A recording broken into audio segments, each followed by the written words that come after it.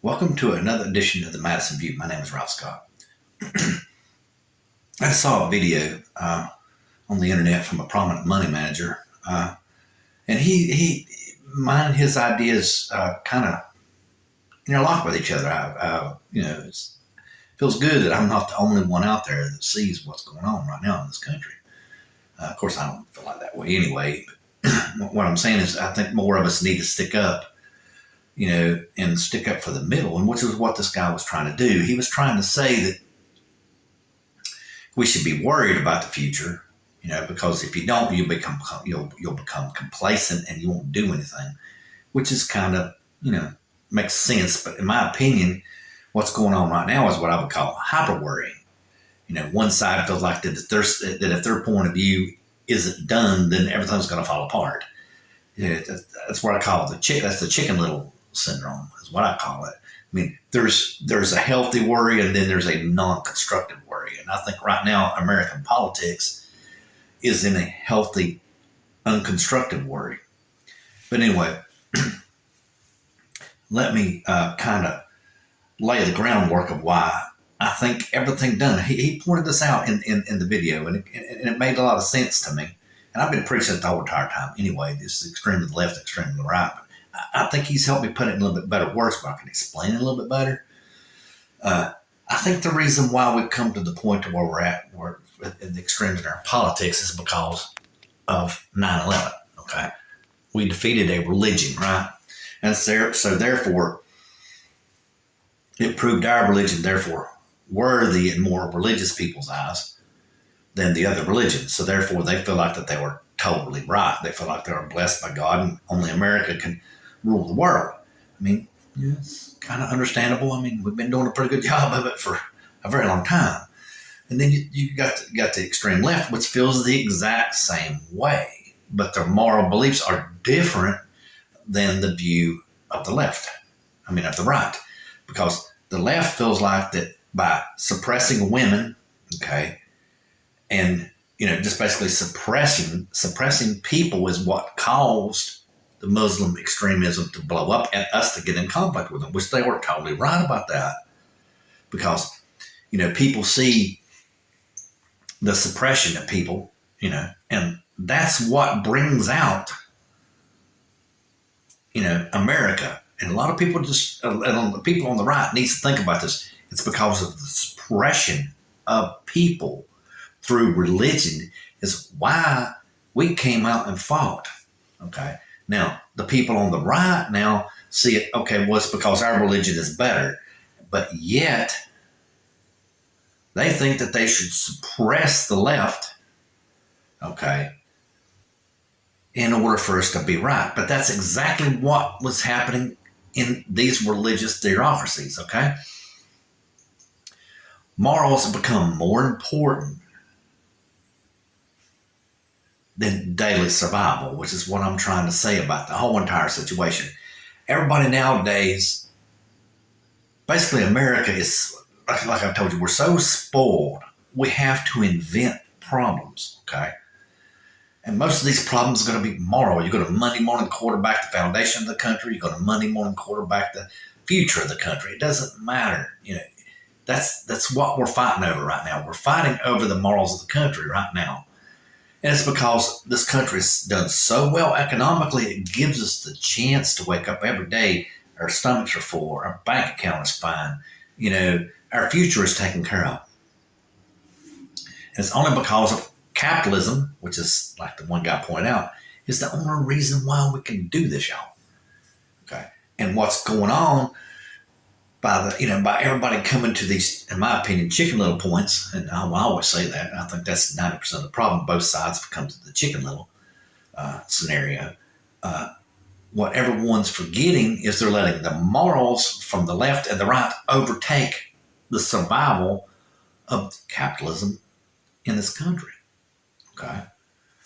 Now, because the left feel like they're morally right to bankrupt capitalism, and the right feels like they are right to suppress the left because they will bankrupt capitalism.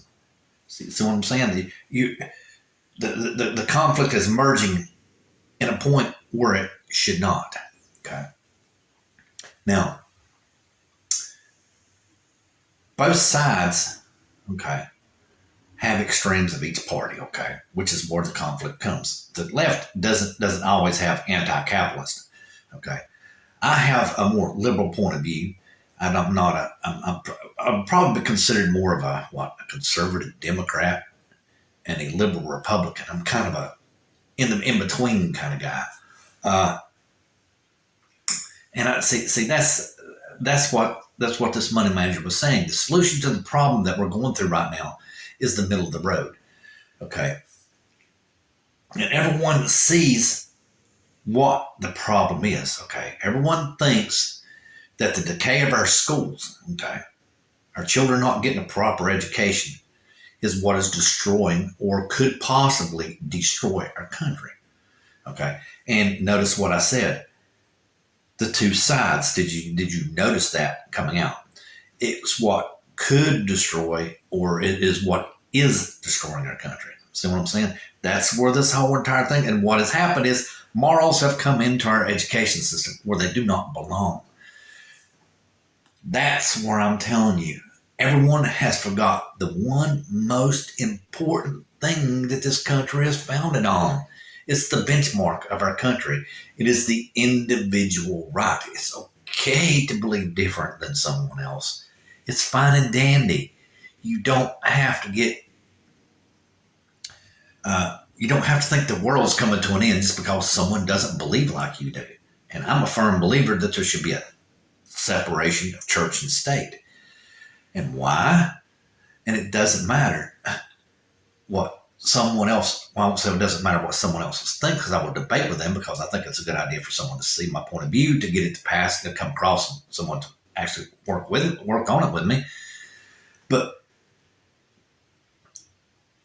the conflict of morals right now, like I said, it's destroying this country, but it hasn't destroyed it yet. It's picking apart at the edges. Okay, it's picking apart at the edges, and it just about did it when you elected Donald Trump. Okay, because from what I've seen, from what I'm learning more and more and more, 2 days after the election, Roger Stone, I think it was, had a video conference with someone, and it's recorded.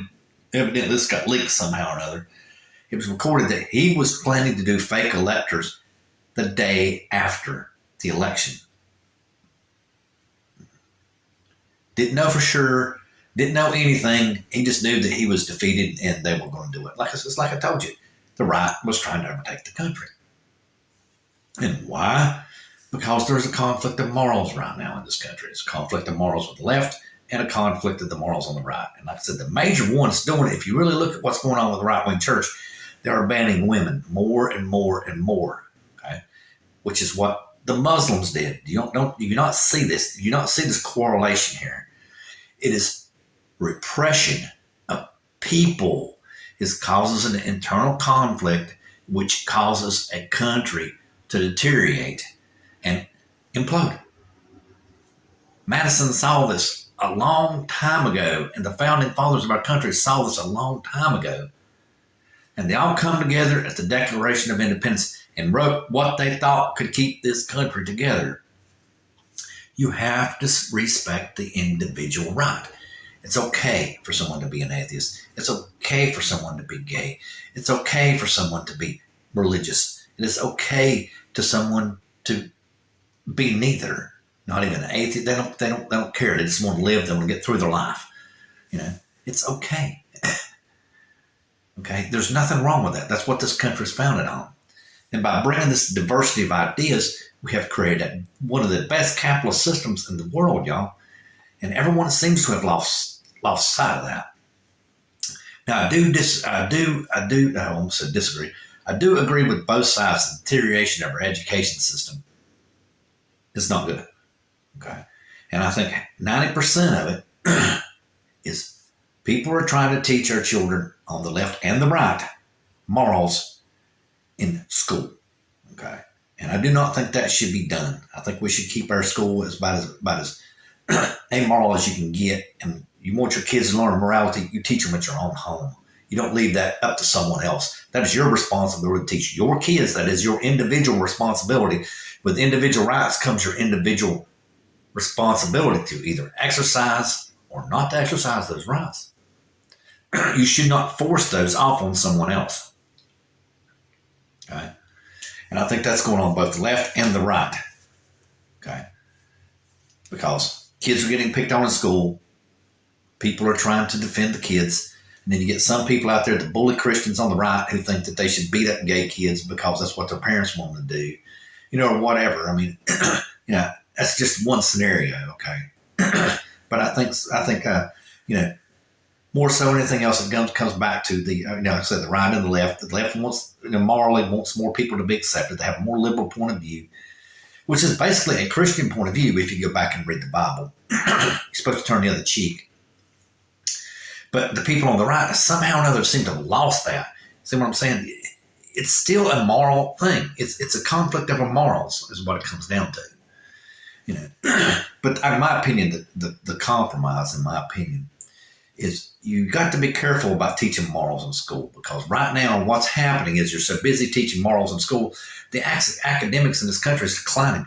Our students in the United States have been falling behind other countries for, 50, 60, 70 years now. And of course, the left has an opinion of why that's happening, and the right has an opinion of why that's happening. It doesn't matter. The world functions on math, science, and business. Okay, it's just that simple. And without knowing history, and without knowing English and language, you don't know how to communicate properly enough to execute capitalism, business, science, math. And without history teaching you what was done in the past, you lose a reference point of where you need to go to the future. We've lost the basic 5 founding principles of any country. You should teach children language, math, science, history, and business. The whole entire thing should be taught. And once you lose those principles, you're going to screw up the country. And that is exactly what is wrong with this country. Good night.